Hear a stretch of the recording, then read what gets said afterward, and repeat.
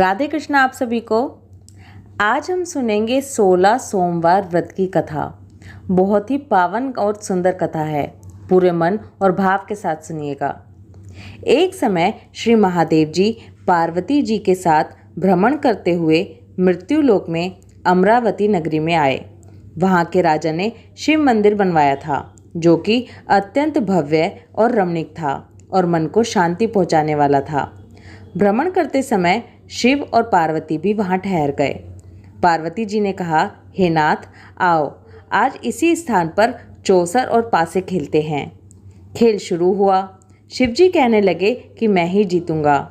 इस प्रकार उनकी आपस में वार्तालाप होने लगी। उस समय पुजारी जी पूजा करने के लिए आए। पार्वती जी ने पूछा, पुजारी जी बताइए कि जीत किसकी होगी। पुजारी जी ने बोला, इस खेल में महादेव जी के समान कोई दूसरा पारंगत नहीं हो सकता, इसलिए महादेव जी ही ये बाजी जीतेंगे। परंतु हुआ इसका उल्टा और जीत पार्वती जी की हुई।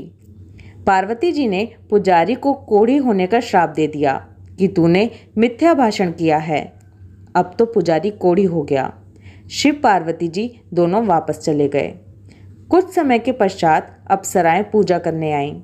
अप्सराओं ने पुजारी के उसके कोढ़ी होने का कारण पूछा।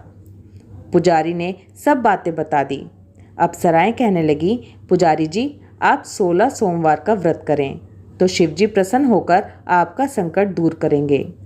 पुजारी जी ने अप्सराओं से व्रत की विधि पूछी। अप्सराओं ने व्रत करने की और व्रत के उद्यापन करने की संपूर्ण विधि बता दी। पुजारी जी ने विधि पूर्वक और श्रद्धा भाव से व्रत शुरू किया और अंत में व्रत का उद्यापन भी किया। व्रत के प्रभाव से पुजारी जी रोग मुक्त हो गए। कुछ दिन के बाद शंकर पार्वती जी दोबारा से उस मंदिर में आए तो पुजारी जी को रोग मुक्त देखकर पार्वती जी ने पूछा कि मेरे दिए हुए श्राप से मुक्ति पाने का तुमने कौन सा उपाय किया। तब पुजारी जी ने कहा, हे माता, अप्सराओं द्वारा बताए गए 16 सोमवार के व्रत करने से मेरा ये कष्ट दूर हुआ है। पार्वती जी ने भी 16 सोमवार का व्रत किया, जिससे उनसे रूठे हुए कार्तिकेय जी भी अपनी माता से प्रसन्न होकर आज्ञाकारी हुए। कार्तिकेय जी ने पूछा, हे माता, क्या कारण है कि मेरा मन सदा आपके चरणों में लगा रहता है। तब पार्वती जी ने कार्तिकेय को 16 सोमवार के व्रत का महात्म्य और विधि बताई।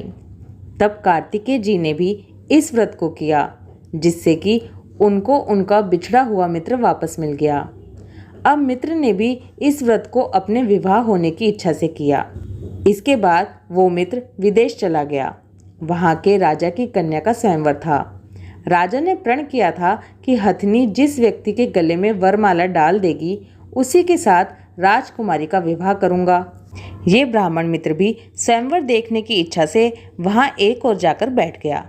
हथनी ने इसी ब्राह्मण मित्र को माला पहनाई तो राजा ने बड़ी धूमधाम से अपनी राजकुमारी का विवाह उसके साथ कर दिया। इसके बाद दोनों सुखपूर्वक रहने लगे। एक दिन राजकन्या ने पूछा, हे नाथ, आपने कौन सा पुण्य किया था जिससे हथनी ने आपके गले में वरमाला पहनाई।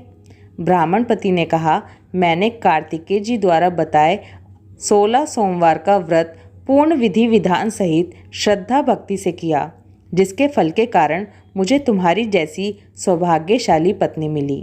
अब तो राजकन्या ने भी सत्य पुत्र प्राप्ति के लिए व्रत किया और सर्वगुण संपन्न पुत्र प्राप्त किया। बड़े होकर पुत्र ने भी राज्य प्राप्ति की कामना से 16 सोमवार का व्रत किया। राजा के देवलोक होने पर इसी ब्राह्मण कुमार को राजगद्दी मिली। फिर भी वह इस व्रत को करता रहा। एक दिन उसने अपनी पत्नी से पूजा सामग्री शिवालय ले चलने को कहा, परंतु उसने पूजा सामग्री अपनी दासियों द्वारा भिजवा दी। जब राजा ने पूजन समाप्त किया तो आकाशवाणी हुई कि हे राजा, तुम इस पत्नी को त्याग दो, नहीं तो राजपाट से हाथ धोना पड़ेगा। प्रभु की आज्ञा मानकर उसने अपनी पत्नी को महल से निकाल दिया। तब वह अपने भाग्य को कोसती हुई एक बुढ़िया के पास गई और अपना दुखड़ा सुनाया और बुढ़िया को बताया कि मैं पूजन सामग्री राजा के कहे अनुसार शिवालय में नहीं ले गई और राजा ने मुझे निकाल दिया। बुढ़िया ने कहा, तुझे मेरा काम करना पड़ेगा। उसने स्वीकार कर लिया। तब बुढ़िया ने सूत की गठरी उसके सिर पर रखी और बाजार भेज दिया। रास्ते में आंधी आई तो सिर पर रखी गठरी उड़ गई। बुढ़िया ने डांटकर उसे भगा दिया। अब रानी बुढ़िया के यहाँ से चलते चलते एक आश्रम में पहुंची। गोसाई जी उसे देखते ही समझ गए कि ये उच्च घराने की अबला विपत्ति की मारी है। वे उसे धैर्य बंधाते हुए बोले, बेटी तू मेरे आश्रम में रह, किसी प्रकार की चिंता मत कर। रानी आश्रम में रहने लगी, परंतु जिस वस्तु को वो हाथ लगाती वही वस्तु खराब हो जाती। ये देखकर गोसाई जी ने पूछा, बेटी किस देव के अपराध से ऐसा होता है? रानी ने बताया कि मैंने अपने पति की आज्ञा का उल्लंघन किया और शिवालय में पूजन के लिए नहीं गई। इससे मुझे घोर कष्ट उठाने पड़ रहे हैं। गोसाई जी ने शिवजी से उसके कुशल क्षेम के लिए प्रार्थना की और कहा, बेटी तुम 16 सोमवार का व्रत विधि के अनुसार करो। तब रानी ने विधि पूर्वक व्रत पूर्ण किया। व्रत के प्रभाव से राजा को रानी की याद आई और दूतों को उसकी खोज में भेजा। आश्रम में रानी को देख दूतों ने राजा को बताया। तब राजा ने वहां जाकर गोसाई जी से कहा, महाराज ये मेरी पत्नी है, मैंने इसका परित्याग कर दिया था, कृपया इसे मेरे साथ जाने की आज्ञा दें।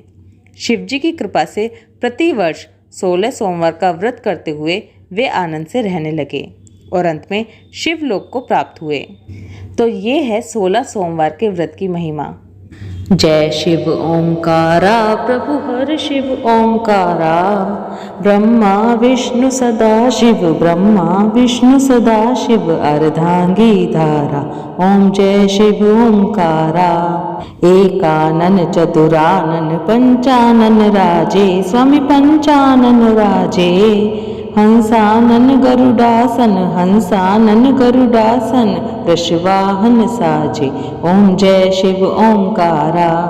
2 भुज 4 चतुर्भुज, 10 भुज ते सोहे, स्वामी 10 भुज ते सोहे, तीनों रूप निरखता, तीनों रूप निरखता, त्रिभुवन जन मोहे।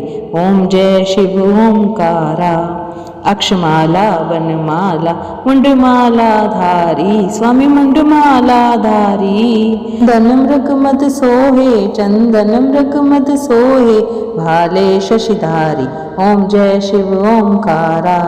श्वेतांबर पीतांबर बागंबर अंगे, स्वामी बागंबर अंगे, सनकादिक ब्रह्मादिक, सनकादिक ब्रह्मादिक, भूतादिक संगे। ओम जय शिव ओंकारा। कर के मध्य कमंडल चक्र त्रिशूल धरता, स्वामी चक्र त्रिशूल धरता, जग करता जग भरता, जग करता जग भरता, जग संहार करता। ओम जय शिव ओंकारा। ब्रह्मा विष्णु सदा शिव, जानत अविवेका, स्वामी जानत अविवेका, प्रणवाक्षर के मध्य, प्रणवाक्षर के मध्य, ये तीनों एका। ओम जय शिव ओंकारा। त्रिगुण शिव जी की आरती जो कोई नर गावे, स्वामी प्रेम सहित गावे, कहत शिवानंद स्वामी, कहत शिवानंद स्वामी, मन वांछित फल पावे। ओम जय शिव ओंकारा। ओम जय शिव ओंकारा। स्वामी हर शिव ओंकारा। ब्रह्मा विष्णु सदाशिव, ब्रह्मा विष्णु सदाशिव, अर्धांगी धारा। ओम जय शिव ओंकारा। ओम जय शिव ओंकारा।